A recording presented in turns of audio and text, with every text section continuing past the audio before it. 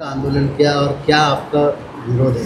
काल तुम्ही पाहिलं असेल एक 11 वर्षाचा मुलगा आहे, त्यात ग्रंथ मुंथा याचं काल स्वर्गीय लोकनेता गोपीनाथ मुंडे इथे जलतरण तलावामध्ये स्विमिंग करताना मृत्यू झालेला आहे। याचं सर्वस्व जबाबदारी हे साहस चॅरिटेबल ट्रस्ट आणि त्यांचा सब ठेकेदार यांचा आहे। पालिकेने त्यांच्यावर गुन्हा दाखल केला पाहिजे, कारण की कुठलीही वास्तू भाड्याने देताना अटी शर्तीचं पालन केलं जातं, अटी शर्ती ठेवल्या जातात, पण अटी शर्तीच्या विरोधात 4-5 वर्षापासून तिथे काम चालू होतं। तिथे GST भरला जात नाही ठेकेदाराकडनं, आणि जो ठेकेदार आहे त्याने सब ठेकेदार ठेवला आहे। असा सब ठेकेदार ठेवायची कुठल्याही अटी शर्तीमध्ये परवानगी नसतानाही सब ठेकेदार ठेवलेला आहे, आणि ही सर्वस्व जबाबदारी सब ठेकेदार आणि साहस चॅरिटेबल ट्रस्टचे। तर महाराष्ट्र नवनिर्माण सेनेची मागणी आहे की त्यांच्यावर प्रथम गुन्हा दाखल करा, पीडित परिवाराला नुकसान भरपाई, आर्थिक नुकसान भरपाई मिळाली पाहिजे, आणि जोपर्यंत या सर्व गोष्टी होत नाही तोपर्यंत आम्ही हे जे लोकनेता क्रीडा संकुल आहे ते आम्ही चालू होऊन देणार नाही। हे आज तुम्ही आंदोलन केलेलं आहे, काय सांगणार? हे आंदोलन कशा प्रकारे? हे महापालिकेला कळणार नाही ना। काल ज्या घरात मृत्यू झाला आहे, ज्या मुलाचा मृत्यू झाला आहे, 11 वर्ष ज्या आईवडिलांनी सांभाळलं आहे, ज्याच्या घरात जो मृत्यू होतो त्या लोकांनाच कळतं तिची व्यथा।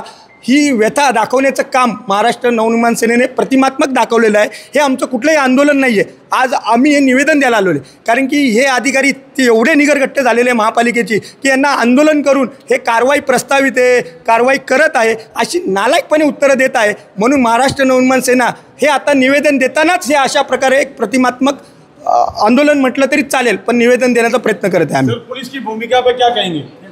पोलिसांची भूमिका संदिग्ध आहे, कारण की यामध्ये ज्या वेळेला ते साहस चॅरिटेबल ट्रस्टला ठेका मिळाला होता तर इकडचे स्थानिक आमदार आहेत, त्यांनी त्या ठेकेदाराला धमकावलं होतं, आणि त्यांनी स्वतःच्या मर्जीतली माणसं, स्वतःच्या जवळची माणसं सब ठेकेदार म्हणून ठेवलेले आहेत। त्यामुळे आमदार साहेब किंवा इतर कोण असतील हे फक्त सांगतायत की जी कारवाई आहे ती योग्य ती प्रकारे झाली पाहिजे, परंतु कुठलाही आमदार साहेबांनी फोन केला नाही, कुठलंही पत्र दिलं नाही पोलिसांना, आणि पोलिसांचं संशयाच्या भोरातच आहे। कार्यकर्त्यांना खुश करण्यासाठी सब ठेकेदार नेमण्यात आलं होतं। तुम्हाला सर्वांना माहीत असेल, स्थानिक आमदार ते त्यांच्या कार्यकर्त्याला खुश करण्यासाठी जो वसईचा ठेकेदार होता साहस चॅरिटेबल ट्रस्ट, त्या ठेकेदाराला हे ठेका देण्यात आलं होतं। पूर्ण अटी शर्तीचा भंग करून, नियमाचं उल्लंघन करून आणि त्या ठेकेदारावर दबाव टाकून आमदार साहेबांनी तो ठेका आपल्या कार्यकर्त्यांना खुश करण्यासाठी मिळवून दिला। यात सर्व, आणि काल आमदार साहेब जे पीडित आहे त्यांच्या कुटुंबाच्या भेटीसाठी सहानुभूती मिळवण्यासाठी गेले होते।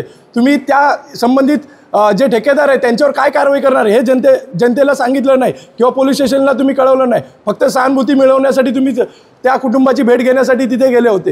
यात राजकीय म्हणजे स्वतःचेच कार्यकर्त्याचा ठेका येतो।